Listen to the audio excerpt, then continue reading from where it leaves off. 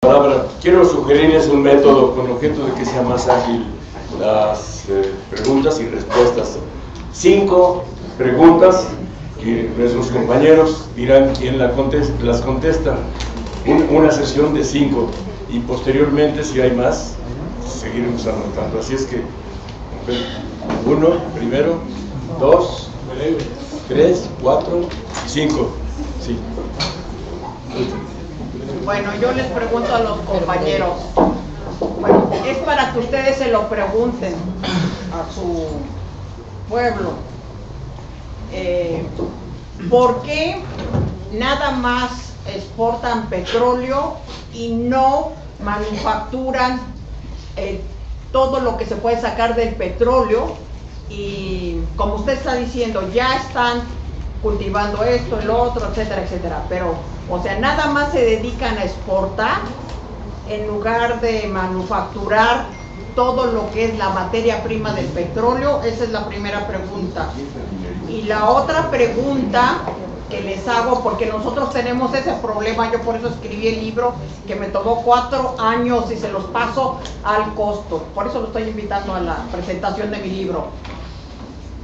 ¿Por qué ustedes tienen gente dentro de su mismo país, igual que nosotros, una derecha y unas personas que están prácticamente en contra de su propio pueblo, a no apoyar la revolución bolivariana, y se ponen a mover la situación de la guerra mediática, porque eso no es día gratis?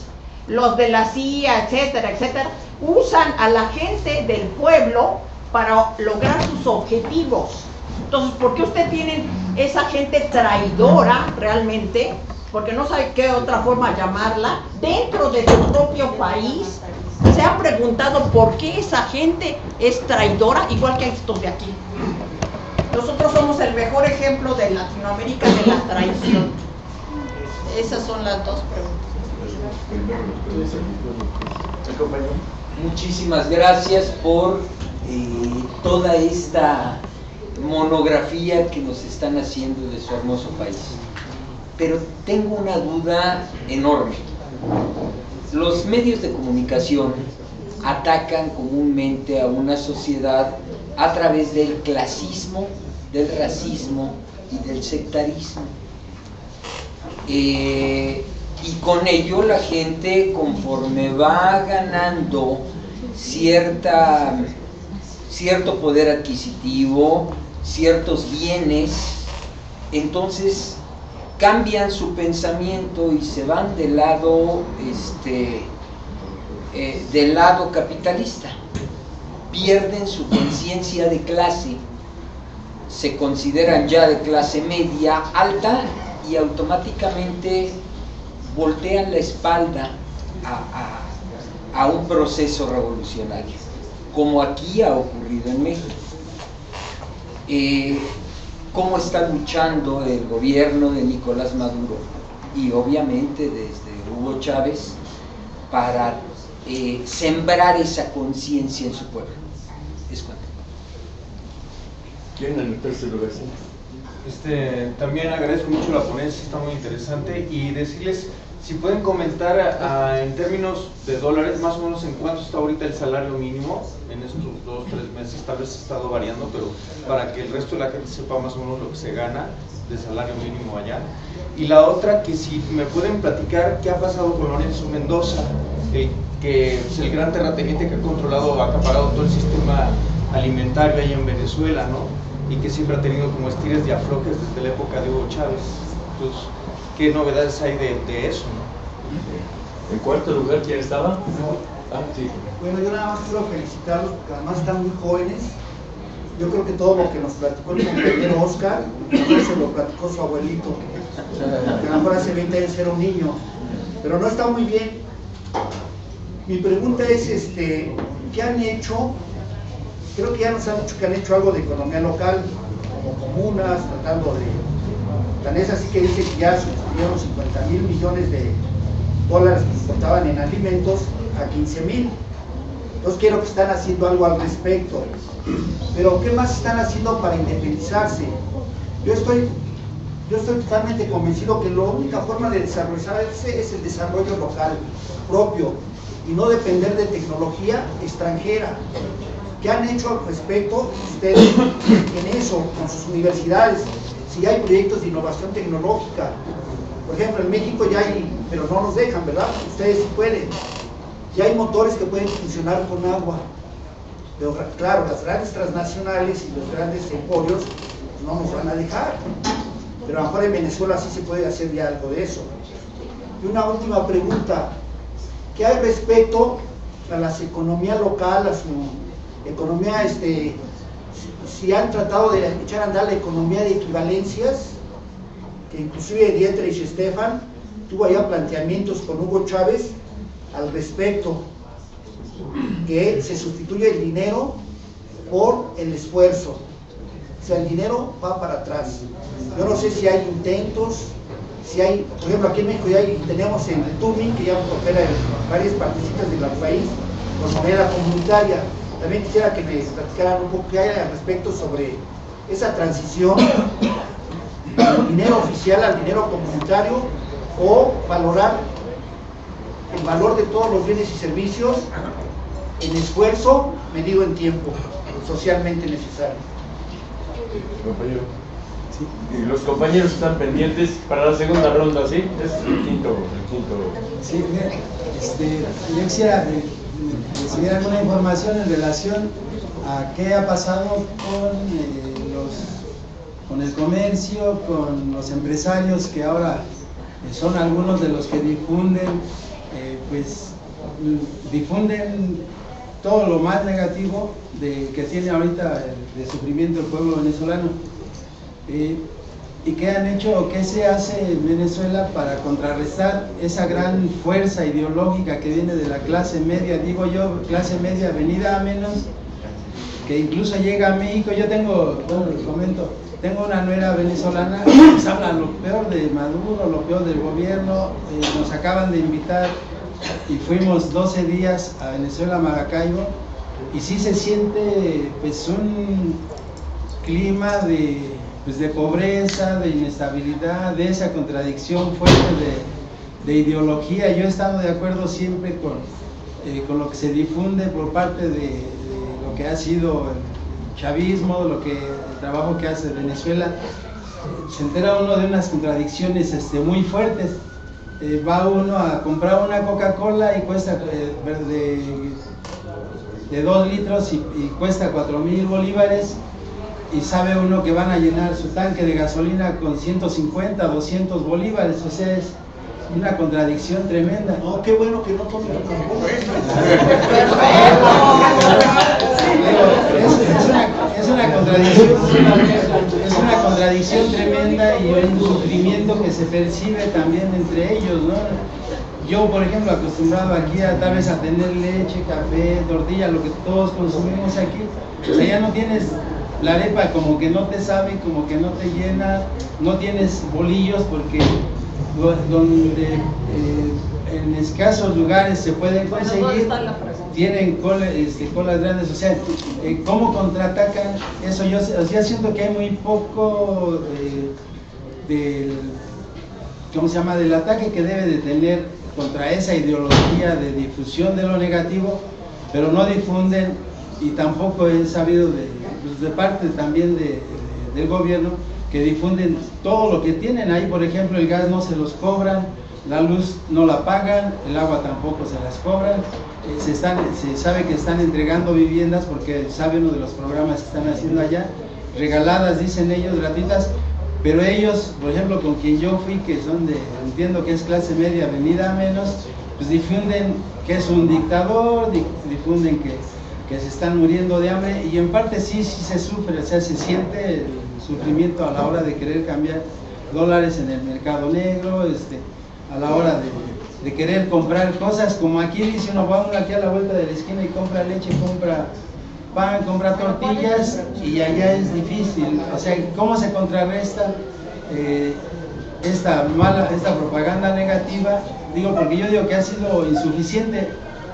Llega uno allá y ni siquiera hay información ¿saben qué? Los beneficios del gobierno hacia su pueblo han sido estos, que le dijeran a uno algún folleto, qué sé yo, pero sabe uno lo poco que oye uno en la radio, en la televisión, pero no hay esa contraofensiva, ¿no?, que tiene el capitalismo, ¿no?, en esta difusión. ¿Y qué ha pasado también con los empresarios venidos a menos y que son parte de esa propaganda negativa hacia el gobierno?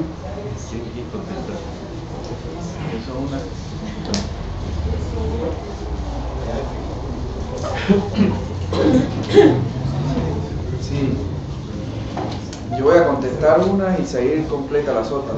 Yo voy a contestar por qué existe todavía gente en el gobierno traidora, como decía la compañera.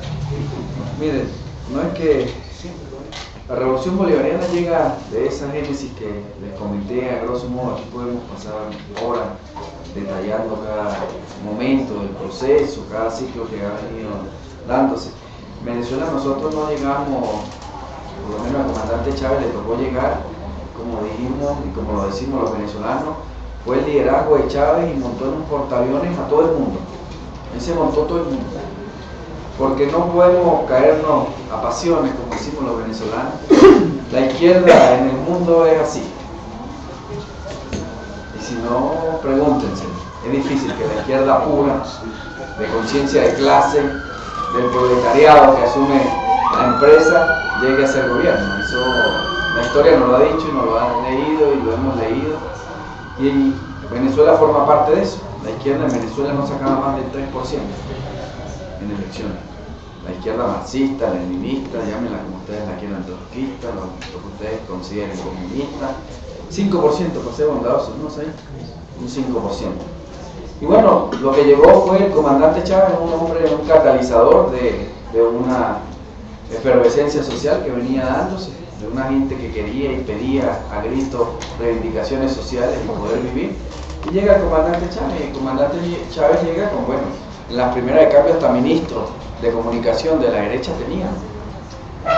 Y bueno, es un proceso, por eso lo llamamos un proceso. La revolución bolivariana es un proceso. Es un proceso que ha venido decantando, indudablemente que ha decantado. En 18 años tuvimos ministro de información, ministro de hacienda, gente de derecha, capitalista, empresario dirigiendo nuestra economía. Pero bueno, como todo proceso fue avanzando. El comandante Chávez, si ustedes lo recuerdan, por allá en aquellos años decía que había que humanizar el capitalismo, y uno decía, ¿cómo humanizar el capitalismo? Eso era una cosa, pero todos evolucionamos en el pensamiento. El comandante Chávez fue avanzando, después pasó por la tercera vía de Tony Blair también, diciendo, y fue evolucionando hasta que en el 2006 es que se declara el socialismo del siglo XXI en Venezuela. Ustedes no escucharon a Chávez diciendo que era marxista, comunista, eso no hay. Chávez lo que era un bolivariano, eso sí, pero un claro bolivariano, porque sabía la historia de Bolívar y de la lucha de la creación de la patria grande. Y en ese devenir del proceso hemos dejado muchos traidores, unos que están presos, otros que están fuera del país, que están exiliados en Estados Unidos, que están en Perú, que están en Colombia, que se fueron. Pero bueno, todavía queda, todavía sigue. Los procesos van evolucionando y van mejorando. No, porque es así, porque no podemos venir de la nada y acabar con eso. Va a seguir decantando. Asegúrelo usted que en algún momento pues quedarán los mejores cuadros, los mejores militantes y los más revolucionarios y comprometidos con el proceso. Pero no pidan de hoy a mañana que no seguimos. Y hay gente del proceso que, bueno, ayer ustedes lo vieron por los medios, a uno que estaba dirigiendo Pequiven, acaba de ser detenido por corrupción, y dirigió Pequiven por lo menos por 4 años, 5 años. O sea, pero es un proceso. Hemos puesto mano dura a la corrupción, estamos atacándolo, pero bueno, sale por aquí, entra por allá, pues bueno, así somos. Y bueno, venimos todavía con gente, vendrán unas 2 generaciones que son realmente los hijos nuestros, o los que tengan 10 años que han vivido la revolución. Nosotros hemos hecho un esfuerzo titánico con todo el sistema educativo, hemos venido cambiando todo el sistema educativo, porque ahí están los valores en definitiva. Y no digo de ustedes, pero por nosotros dos que somos jóvenes, corre todavía sangre capitalista. Nosotros nos formaron en universidades para que pensáramos, para que respiráramos a través del capitalismo. Ese es el sistema, ese es el modelo hegemónico, sigue siendo el modelo hegemónico en el mundo, y no nos vamos a caer aquí a rollo, como dirían, sigue siendo. Entonces, bueno, vendrán nuestros hijos y los hijos de nuestras hijas quienes traerán esos valores. Nosotros hemos venido realizando un cambio profundo en todo el sistema educativo, desde los simoncitos les llamamos, los preescolares, no sé cómo le llaman aquí, preescolares, ¿no?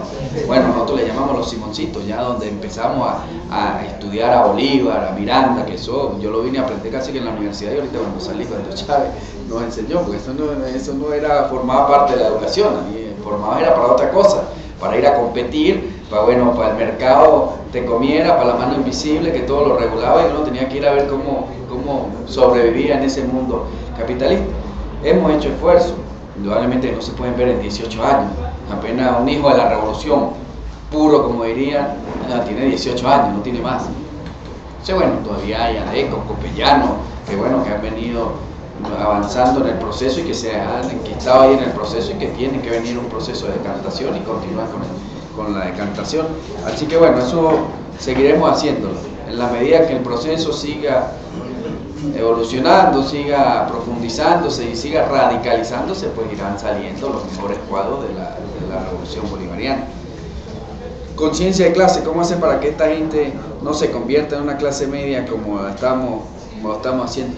Sí, es un tema complejo, ¿no? Hay que discutirlo y nos está pasando y lo analizamos desde los que estamos en el gobierno, porque sí, ahora estamos satisfaciendo necesidades y bueno, el ser humano, diría, la teoría darwinista, es malo por naturaleza y quiere seguir, y cuando tiene, pues quieres más. El sistema, el modelo capitalista es exitoso. Eso el que diga que no es exitoso el modelo capitalista, mentira, se convirtió en cultura. Y si no, preguntémonos, hay gente pobre que tiene una tarjeta y se endeuda para comprar un televisor a 10 años y cree que es clase media. Pero es porque el modelo ha sido exitoso. El modelo capitalista llegó a generar una cultura, y eso es donde nosotros tenemos que ir a atacar y decir, y bueno, y ese es el trabajo que está haciendo nuestro partido, el Partido Socialista Unido de Venezuela, está yendo a la gente y diciéndole, bueno, nosotros estamos cumpliendo como Estado, estamos cumpliendo con las demandas y las reivindicaciones que hay que darle. Un carro, porque el venezolano, por nuestra cultura rentista, que hablabas ahí, por nuestra cultura petrolera, pues, tiene que tener un carro, es lo que llamamos nosotros como un estándar de vida digna. Tiene que tener un carro, tiene que tener una vivienda y tiene que tener su educación, su salud y su garantizada. No le digas que no tenga un carro porque es difícil, pero no que tenga 3, ni tenga 4, ni tenga 3 casas. Entonces, bueno, ahí es donde el partido ha apelado a la conciencia.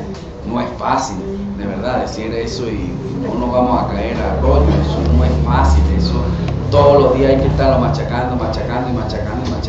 Nosotros hemos también internamente hemos hecho los análisis, el partido ha hecho los análisis, el tema del paternalismo, cómo hacer para que la gente, ya hemos pasado de entregar viviendas, ahora ya las comunas, los consejos comunales son los propios quienes crean sus casas, y eso genera un sentido de pertenencia, la gente haciendo sus casas, ya no es que el Estado se lo entrega, pero también nosotros teníamos que saldar una deuda social, como Estado teníamos que dar eso, la redistribución de la renta petrolera.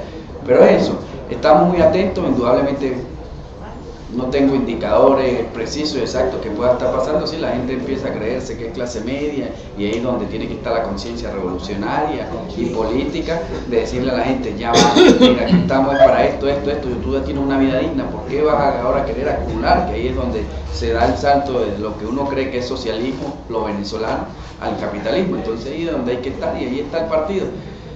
Muchos hacemos críticas, o algunos hacen críticas, que bueno, ¿por qué no más? Bueno, sí, todos queremos más, siempre queremos más, pero que lo estamos haciendo, Gracias. El salario, bueno, miren, nosotros le hace eso, seguir lo de Lorenzo. ¿Qué hacemos para independizarnos? ¿Qué estamos haciendo para...? Mira, nosotros desde que llegó la Revolución Bolivariana, y esto yo no sé cuántos lo podrán saber, pero es importante decirlo y lo voy a graficar con este ejemplo. Desde que llegó la Revolución Bolivariana nosotros hablamos de un mundo multipolar y pluripolar. Nosotros vinimos a romper con ese modelo unipolar, bipolar que existía en el mundo, y llegamos a hacer convenios con China, con Portugal, con Irán, con Vietnam, con todos estos países. Ya no son Estados Unidos simplemente, sino mirar hacia otro mundo multipolar. Y hemos garantizado por lo menos en un 85% de todo lo que firmamos con todos estos países, transferencia tecnológica. ¿Qué es transferencia tecnológica? Es eso, es independencia. Pero tampoco podemos, como lo decía Chávez, no podemos seguir peleando con flechas y los gringos lanzándonos misiles que van teledirigidos. No me quiera decir cómo es la independencia, y hay que hablarlo claro. La independencia no es que no veamos nada de la tecnología, no, cómo usar la tecnología, pero para el beneficio de la vida, no de la muerte como ellos lo hacen. Y bueno, de ahí, a partir de ese momento, nosotros dijimos, todo convenio que firmemos con cualquier país, ejemplo, les voy a dar uno que es fantástico, además vengo de trabajar en ese ministerio de Ciencia y Tecnología. Nosotros firmamos con los chinos un convenio satelital. Hay ya más de 500 venezolanos formados para hacer satélites. Nosotros tenemos, en Venezuela hemos lanzado 3 satélites. Eso nadie lo sabe. El satélite Simón Bolívar, el satélite Miranda y el satélite Sucre. Y tenemos 3 bases satelitales en Guárico, en Valencia, y la otra creo que está en la zona andina, a través de formación con los chinos, venezolanos que fueron por 2 años a estudiar y aprender el tema de satélite. Estamos construyendo el último humano venezolano, aprendizaje venezolano, y ya no dependemos. Ojo, esto no es fácil porque tampoco ningún país quiere la transferencia tecnológica, quiere que sigas dependiendo de él, porque yo te vendo pero yo no te enseño. No, los chinos. Y por eso es que mucha gente dice, bueno, pero están entregando la soberanía con los chinos. No, ya va, ¿quién dijo eso? Eso forma parte de lo que quiere establecer el poder hegemónico, ¿no? Nosotros no estamos entregando ninguna soberanía. Ellos son los que nos han entregado la transferencia tecnológica y nosotros estamos dispuestos a ir a aprender. El tema con las canaimas, con Portugal, el tema de las computadoras. También firmamos un convenio con Portugal y hemos ido adquiriendo. Próximamente vamos a tener también canaimas que van a ser fabricadas en Venezuela. Son computadoras. Exacto, lactos, como computadoras de esas, pero son las canaimas. Igual con el celular, con Huawei, tenemos fábricas de celulares en Venezuela. Y es eso, con los iraníes hemos ido a aprender el tema todo de la construcción. O sea, y ahí hay una transferencia tecnológica con todos ellos. Así que el camino que nosotros hemos decidido como política exterior, como política, es a través de la transferencia tecnológica y hacer convenios con los que nos garanticen enseñarnos, porque además no sabíamos hacer nada de eso. ¿Por qué vamos a decir que sí? No, si lo que teníamos era petróleo y mucho para comprar. Ahora estamos produciendo, ahora estamos creando, ahora estamos innovando, y ese es el camino, no hay otro. Creemos nosotros los venezolanos. ¿Cómo haces tú si no tienes de estas grandes potencias que son ancestrales y que tienen una historia mucho más larga que la de nosotros? Pero así hemos ido. Cada convenio que firmamos no vamos a ir a darle la plata a todo el mundo, sino vamos a ir a transferir tecnología y a que nos enseñen y a poner venezolanos a que sigan aprendiendo para después nosotros independizarnos y hacerlo. Los Estados Unidos nos vendían armamento a nosotros. ¿Por qué dejamos de vender el armamento nosotros? Comprar el armamento de los Estados Unidos, porque Rusia nos empezó a vender y con capacidad de mantenimiento.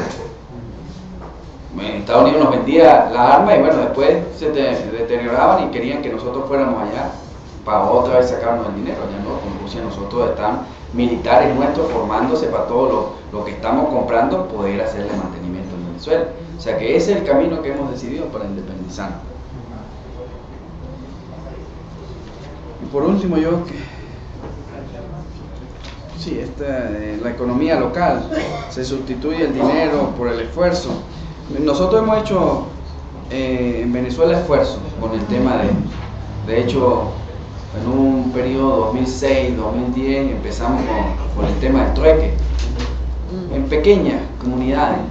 Esto, se lo digo, son pequeñas, todavía es insípido, no podemos decir que ya es toda Venezuela, no, pero hay localidades, Yaracuy, Barquisimeto, que están cerca de la capital, que hay experiencia exitosísima. De moneda comunal. De moneda comunal, en donde se intercambia a través de moneda comunal, en donde hay un ahorro a través de moneda, todo organizado. Tenemos un banco comunal que aportamos y de ese mismo banco sacamos para la producción. O sea, se está dando.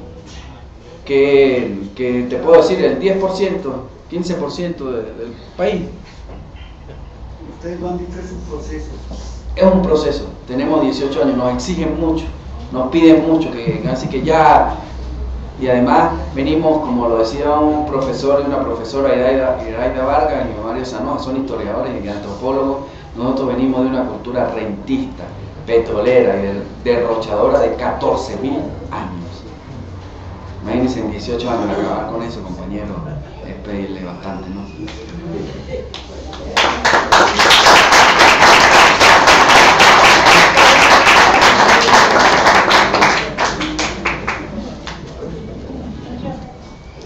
Hay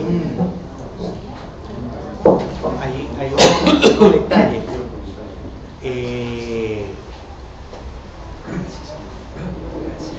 El asunto del salario. Eso es un tema complejo y complicado. Primero porque la relación uno la saca es a través de una divisa, que es el dólar. Y nosotros tenemos 3 tipos de cambio. Es decir, en Venezuela no existe libre convertibilidad de bolívar-dólar. Casas de cambio en Venezuela no hay. Entonces es difícil yo decirles a ustedes nuestro salario mínimo es tanto, porque te tendría que decir que hay 3. Dependiendo de este dólar es tanto, dependiendo de este otro dólar es tanto, dependiendo de este tercer dólar es tanto, y yo, Zahir Sira, como es que en mi integridad subjetiva lo que hago es promediar. Y es lo que muchos economistas, no del ámbito tradicional neoliberal, hacen en Venezuela. Caso de Pascualina Curcio. Pascualina Curcio es una investigadora, economista, profesora de Liesa, que ella dice que el verdadero valor del bolívar se tendría que sacar de promediar un tipo de cambio que establece el Banco Central de Venezuela, que está a 10 bolívares por dólar, con un segundo tipo de cambio que fluctúa dependiendo de una demanda que está más o menos en 700, haciendo un promedio entre esos dos, ella dice que estaría algo así como en 100, 150 bolívares, 300 bolívares, está por ahí. Eso por un lado. Y eso un poco hila con lo que usted comentaba. ¿Qué pasa? Hay cosas que para la cultura venezolana ya pasan inadvertidas. Es decir, lo extraordinario se volvió cotidiano. Por ejemplo, que el agua sea más cara que la gasolina. Es decir, eso el venezolano no lo ve cotidiano. El venezolano no ve que sus hijos van a escuela pública y a los niños de primaria les entregan una computadora para que estudien. Acá nadie me ha mencionado. Y no les cobran nada. Es más, el mantenimiento de la computadora la hace el Estado. Cada cierto tiempo el niño entrega la computadora, le hacen el mantenimiento, le ponen lo que tienen que ponerle. Eso pasa inadvertido. ¿Por qué? Porque se cotidianizó, se naturalizó el que tú vayas a un hospital, aunque tú no hayas cotizado en el Seguro Social, y te atiendan. Y eso no lo... Y si eres el trabajador, tienes esa oportunidad, más el seguro que te paga o el Estado, o seguro privado, o la empresa que te paga otro seguro, pero lo que les digo es un seguro privado. Eso se naturaliza. Señores, nosotros no planificamos, en Venezuela no se planifica el pasaje. Eso de que yo voy a gastar 30% de mi salario en pasaje, no. Porque está prácticamente gratuito, lo que se paga es algo simbólico. un pasaje de metro está en 8 bolívares. Te voy a poner este ejercicio. 8 bolívares. Si yo digo que el tipo de cambio es el segundo que le hablé, el de 600, estoy hablando de que el pasaje en el metro de Caracas me vale 0,07 centavos de dólar. Nada. Y eso no lo vemos porque se naturalizó, se cotidianizó que yo no necesito planificar gran parte de mi dinero para el transporte público, para el gas. Tú lo acabas de decir, el gas se regala. El gas de cocina se paga prácticamente nada, valores simbólicos. Cuando ustedes, y eso sería un ejercicio bien interesante hacerlo, uno comparar lo que se gasta, vamos a decir, lo que gasta un trabajador mexicano en su mes en diferentes rubros, que no es solamente comida, con lo que gasta un trabajador ecuatoriano, uno boliviano y uno venezolano. Ustedes se van a dar cuenta que los servicios que presta el Estado son servicios gratuitos. Si no son gratuitos, son con valores simbólicos. Y eso es gratuito para quien lo recibe, pero eso tiene un costo. ¿Quién asume ese costo? Eso es parte del 70% de la inversión social que asume el Estado. Porque en un contexto de crisis económica, en Venezuela no se subió la gasolina, en Venezuela no se subió la luz, en Venezuela no se subió los servicios de teléfono, en Venezuela no se subió los servicios de transporte público. Ahora, nosotros como venezolanos eso no lo vemos es cuando estamos afuera. Y cuando me llega el recibo de luz aquí, yo digo, pero ¿en qué gasté tanto luz? Si lo que tengo son 7 bombillos. Pero me doy cuenta cuando estoy afuera, no cuando estoy pagando la tontería que pago allá.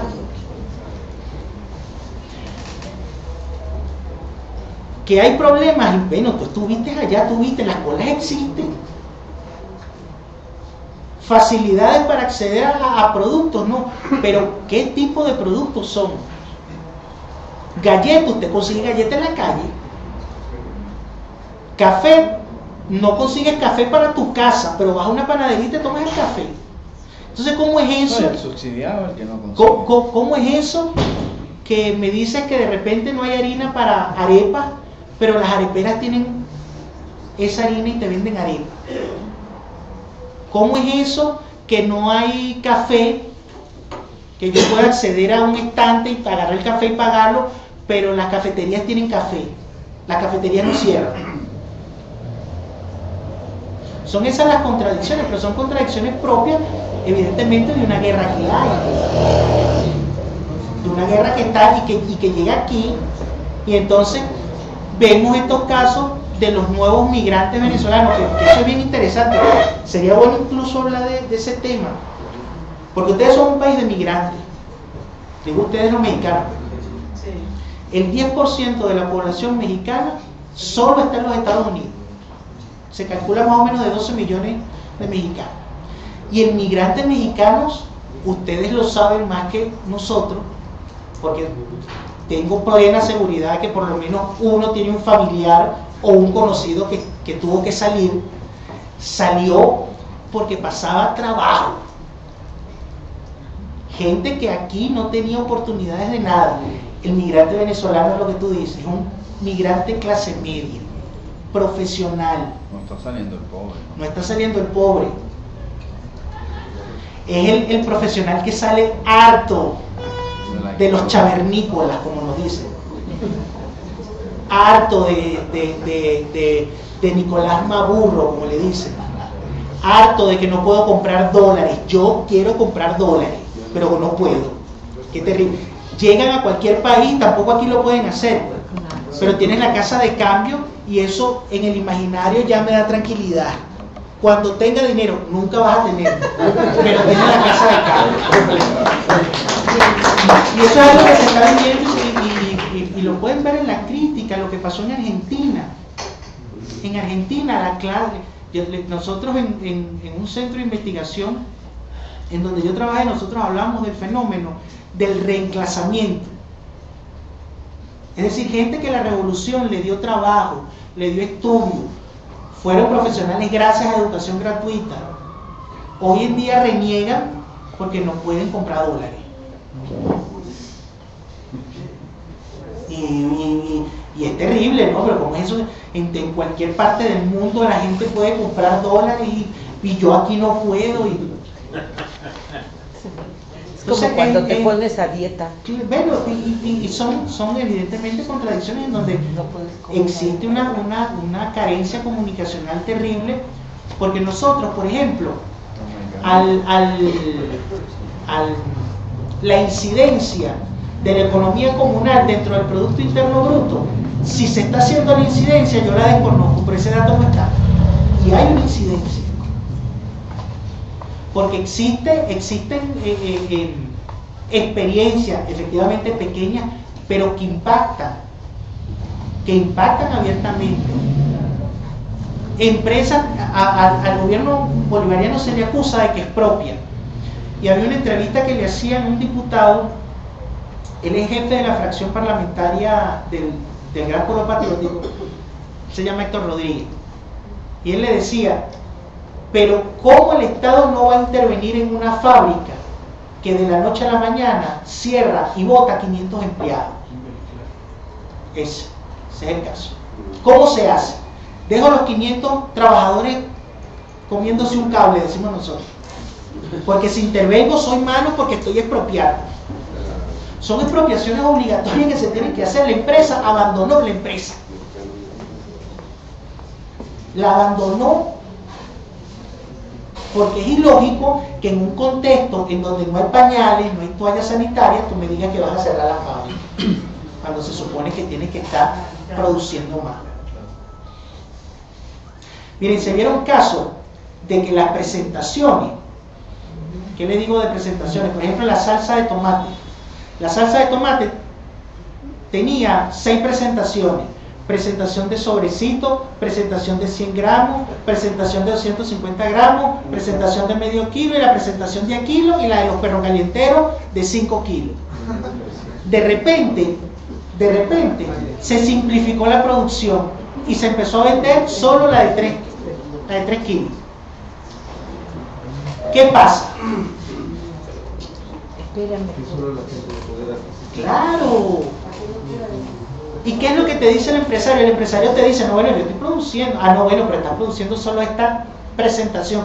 Y el hecho, el derecho, porque es un derecho, burgués pero derecho, que tiene el empresario de producir lo que le da la gana. ¿Quién lo obliga? Y ahí está el asunto de Lorenzo Mendoza. Lorenzo Mendoza controla por lo menos el 40% de la producción de alimentos en el país. Una empresa. Empresa Polar, ¿cómo es que lo llaman? Un holding. Ahora, que la solución es expropiarla, no, la solución es crear nuevas formas de producción. Estatal, sí. Comunal, sí. Social, sí. Privada también. Pero quitarle el monopolio a esa gente. ¿Me entienden? Y es un proceso evidentemente que si no lo hicimos durante 18 años, no lo vamos a hacer durante un año de coyuntura económica difícil.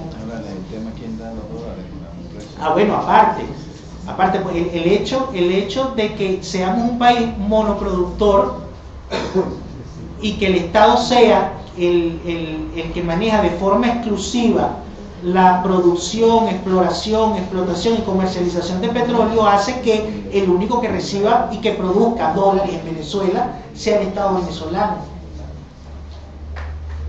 Ustedes aquí tienen empresarios, buenos o malos, no vamos a caer en esos matices, pero ustedes tienen empresarios que producen divisas a través de la actividad exportadora. Nosotros eso no lo tenemos en Venezuela, nosotros tenemos tendederos, comerciantes, no productores, comerciantes. En Venezuela cualquier cosa se vende, nada se produce, cualquier cosa se vende. Cualquiera, la ropa, eso que era muy famoso, ¿no? Que esto es importado. En Venezuela todo es importado, todo. Y no, por ejemplo, como aquí, que aquí gran parte de las cosas son importadas, pero tienen tratados de libre comercio,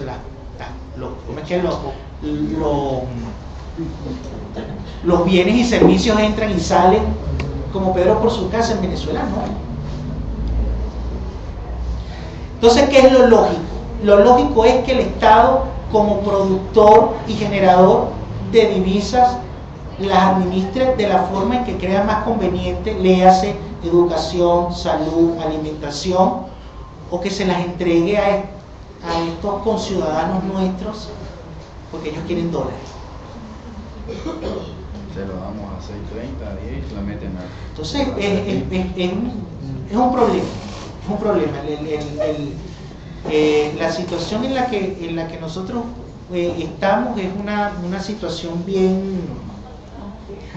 bien compleja, difícil, complicada, fundamentalmente porque estamos rompiendo dogmas. Y este asunto de romper dogmas de que la crisis no la puede pagar de forma exclusiva el pueblo a través de reducciones en las inversiones sociales. Eso es algo que para las grandes casas de estudio de política como Harvard, Oxford, eso es una locura. Esos son modelos caducos. Y nosotros estamos demostrando que no, con los problemas que tenemos, problemas que tuviste. Bueno, yo cito mucho el asunto de los compañeros cubanos porque está ahí, pues. Yo estoy seguro que es incómodo comprar con una tarjeta y que a ti te estén diciendo algo, bueno, pero tienes salud gratuita, no hay desnutrición infantil, los valores de mortalidad materna son casi inexistentes, pero ¿qué es lo que te sacan? ¿Qué es lo que te dicen? Que no se pueden comprar un par de zapatos, que no pueden comprarse esto. Lo que te digo, medias mentiras, medias verdades, manipulación. Porque ¿cuánto no se ahorra, por ejemplo, un trabajador venezolano en transporte público? ¿Cuánto no se ahorra una familia venezolana en gastos de luz, teléfono, gas, agua? Tú mencionabas el agua. Yo no recuerdo haber pagado jamás agua en Venezuela. Bueno, esta. No se paga. No se paga. No se paga. Pero es que por eso, tú lo dijiste, ese es nuestro problema. El problema de la revolución bolivariana es que dijo que eso es un derecho, no es un servicio, y el derecho no se paga. Tú naciste con el derecho. Tú, por ser venezolano, tienes que tener energía barata, porque Venezuela es un país productor de energía. ¿Me entiendes? Y eso lo metió Chávez aquí. Y entonces por eso, en un contexto de crisis, en vez de reducir, como usted comentaba, las pensiones y los pensionados, no, se aumenta la pensión y se aumentan los pensionados, que te van a decir que el dinero no alcanza para nada, que igualito estamos pasando, pero está la voluntad de un gobierno. Está la voluntad de un gobierno.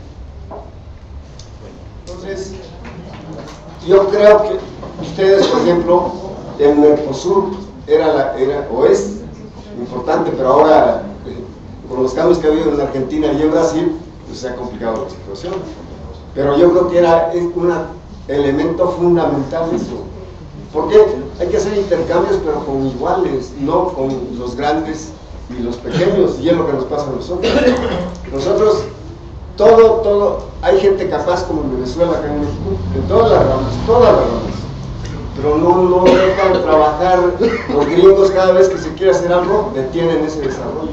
Ustedes, esa es la ventaja que tienen, que están experimentando, están tratando de aplicar los conocimientos de acuerdo a las necesidades que tienen. Hoy afirmaba que en este año, en el 17, antes de que lleguen las elecciones, Maduro caía, ¿no? Entonces, así planteaba ahí unas cuestiones de la asamblea, que el conflicto que hay en la asamblea, eso no lo entendí, eso es lo que quiero preguntar, porque sí me molestó, lo apagué, ya no quise saber, ¿no? De verdad enoja, pero sí es importante que lo sepamos, porque pues son armas para nosotros, ¿no? Todo esto, esta información para que nosotros lo comentemos. Y otra cuestión, fíjense, nada más para que vean cómo está el nivel político y cultural de México, que da una pena. En la mañana una vecina me dice, oiga, está muy duro esto del gasolinazo, yo soy pensionada, ya no me va a alcanzar, muy preocupada. Le digo, pues sí, pero pues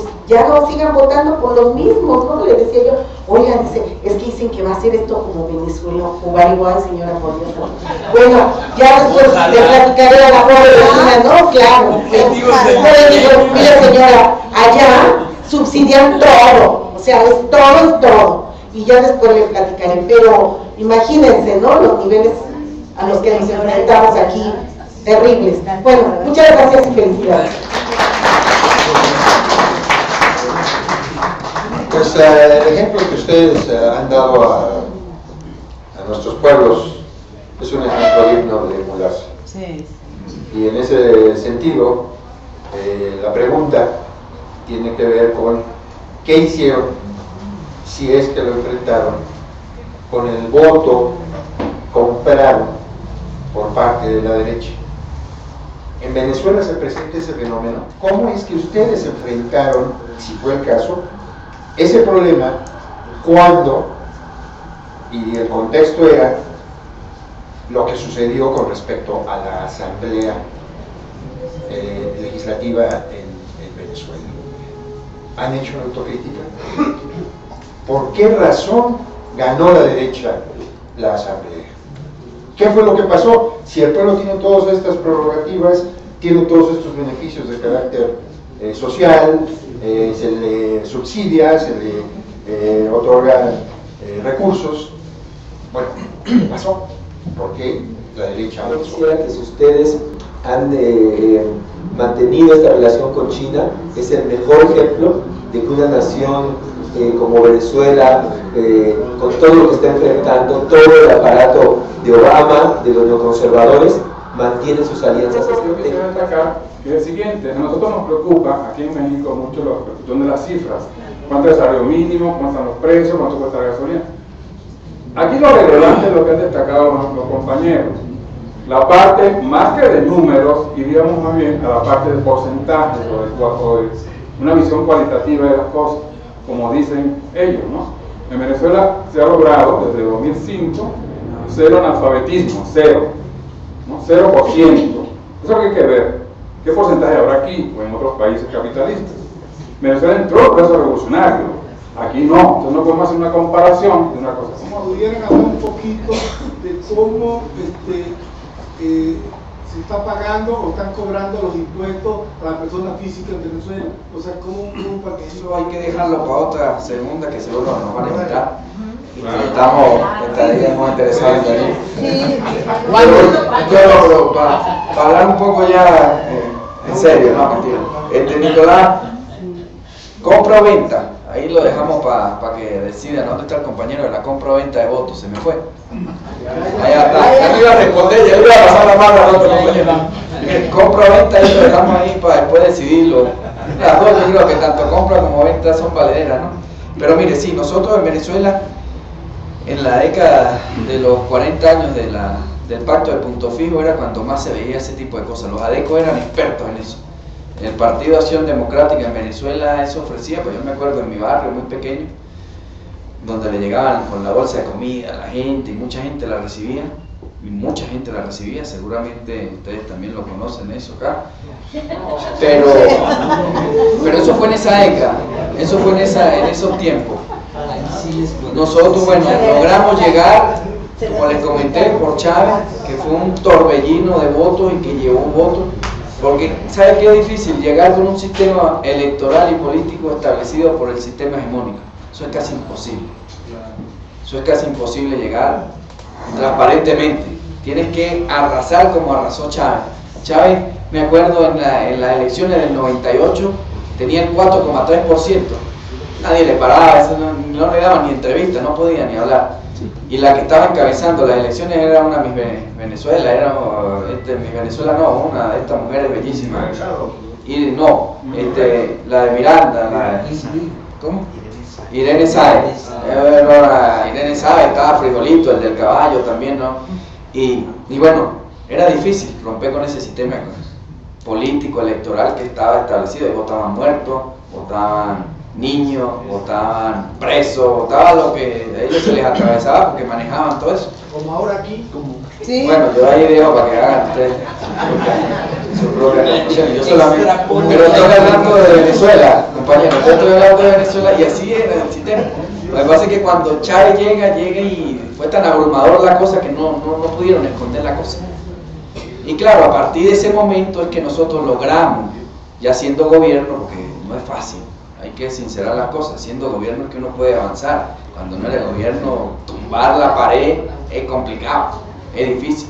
Y bueno, cuando fuimos gobierno, ya indudablemente el sistema electoral venezolano se trató de hacer ya no con él, porque era una papeleta, votábamos y nosotros hablamos de acta mata voto, era el acta que se dejaba y los votos no se contaban.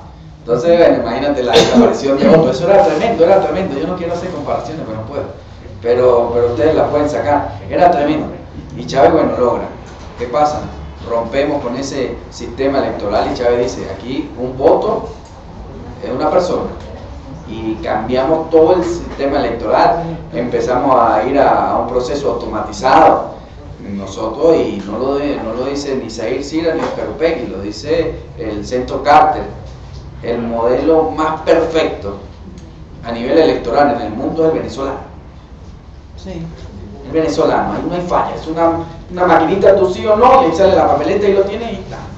Y además si la quiere echar en la caja, bien, pero eso ya salió un dato electrónico que está contabilizando y ahí no hay posibilidades de cambiar ni manipular la data. Además todos los partidos políticos en Venezuela tienen el sistema y cada quien verifica o sea, es sumamente transparente. A partir de ese momento nosotros, ¿cómo hicimos para acabar eso que en todos nuestros países de América Latina y el Caribe de la compra o venta de votos? Es concientizando. Nosotros, nuestra población está polarizada y politizada y no se compra votos. Mira, yo te puedo hablar y sería escandaloso hablar de que 5% de compra de votos. No, la gente en Venezuela no se deja comprar votos. Usted vota en contra de Chávez o vota a favor de Chávez. Usted vota en contra de la revolución bolivariana o vota a favor de la revolución bolivariana. Pero que eso que venga alguien, un dividente, no, lo matan. Lo matan porque la participación política en Venezuela, la gente está, pero... Además, claro, además todo el tema a nivel legal que se ha hecho, la pena que se le coloca, si a usted lo ven comprando votos va preso, o sea, todo lo que sea con... Incluso, disculpa Oscar, el caso de desacato que tiene la Asamblea Nacional ahorita es por 3 diputados de un estado en donde se comprobó que estaban comprando votos. Y el tribunal dijo que la elección de esos diputados era ilegal y que se tenía que volver a ir a elección. Como la Asamblea no adopta la medida que está dictando el tribunal, entra en desacato. Pero el meollo, lo que genera que ocurre ese desacato es la compra de votos. Y lo del referéndum. Claro. La solicitud que hizo la oposición para realizar un referéndum se basó en un esperpento de firmas de gente muerta, niños firmando, firmas planas. Zair firmaba 12 veces en 12 estados distintos. Y es por eso, pues, porque, a ver, la maña siempre está, lo que garantiza es que existe una institucionalidad que haga cumplir la ley, ¿no? Que venga la verificación, porque interés de comprar o de vender votos siempre va a existir. Ahora, el asunto es que la ley se haga, Sí, se haga vale. respetar. Sí, y eso, y que el sistema electoral también te lo permite. Tú no puedes seguir votando con papelita del propio cavernícola, no puedes. Eso se presta para el manejo, para el robo, para la corrupción. Y bueno, pare de contar. Y lo otro, el tema que quiero hacerle mención, que comencé creo que dentro de la presentación, era el tema que quise resaltar, lo de la Asamblea Nacional. Mire, nosotros eso de que ganó la derecha, y lo dijimos, en la Casa LAN hicimos un análisis, después fue el 6 las elecciones, el 7 estuvimos ahí con Héctor Díaz Polanco, haciendo un análisis de las elecciones de la Asamblea. Mira, la gente no votó por la derecha, la gente dejó de votar, pero dejó de votar porque tenía una guerra económica despiadada, tenía una guerra mediática despiadada, y se abstuvo. En Venezuela la participación política en Venezuela oscila por el 85%. Venezuela vota todo el mundo. ¿Y por qué? Otra vez por la polarización y por la politización. Pero en ese momento la gente estaba de verdad, bueno, nos tenían pasada haciendo cola, nos tenían una guerra, pero cruel. ¿Y qué hizo la gente? Que es lo que nosotros valoramos y seguimos haciendo análisis y hacemos nuestra autocrítica también, indudablemente que la hemos hecho, por supuesto, pero decimos que tenemos una reserva ahí moral de la gente que tuvo la capacidad de decir, bueno, no voto, porque lo más fácil era ir a votar por la derecha y que no hubiesen barrido. Y no votaron, ellos crecieron 350.000 votos, eso es lo que ellos crecieron en la Asamblea Nacional. Nos perjudicó la abstención, por eso es que hay quienes dicen que hay que ir a votar. O sea, la abstención siempre va a perjudicar al pueblo. Y así que eso es lo que yo le puedo comentar. Nosotros indudablemente nos afecta ahorita que haya ganado la Asamblea, la gente que dejó de votar, ojo, la gente que dejó de votar hoy asume un compromiso histórico de Dios, mira lo que hicimos, miren, por no ir a votar, tal, o sea, la gente está clara, y es eso. 6 millones de personas fueron a votar con una crisis de que y yo lo fui con mi mamá, yo tengo mi mamá, mis hermanos allá en Venezuela, que estábamos a las 3 de la mañana y salíamos a las 11 de la mañana para comprar una pasta de dientes, las cosas necesarias. Imagínense un pueblo sometido a esa guerra durante 6 meses y que venga una elección y tú quieres casi que matar a ese gobierno porque crees que es el gobierno, y así con todo eso salieron 6 millones de camaradas revolucionarios a votar y los otros se abstuvieron. Entonces bueno, por ahí lo dejo porque si no vamos a matar.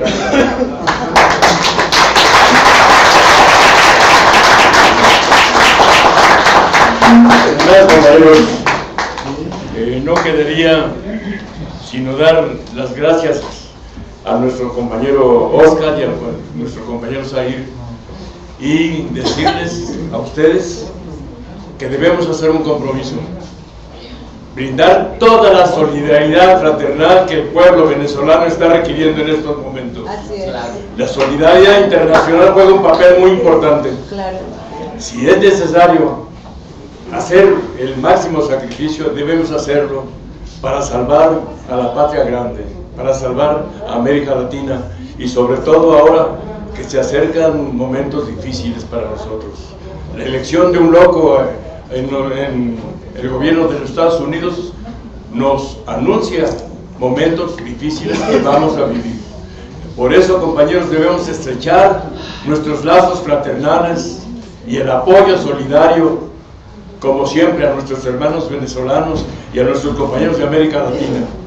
Hay muchos temas todavía que quedan en el tintero, estoy plenamente seguro, pero invitamos a nuestros compañeros y me tomo el atrevimiento de hablar también en nombre de Brújula Metropolitana y del Partido Popular Socialista, que las puertas de este local están abiertas las veces que ustedes gusten venir aquí a informarnos de los grandes acontecimientos que hay.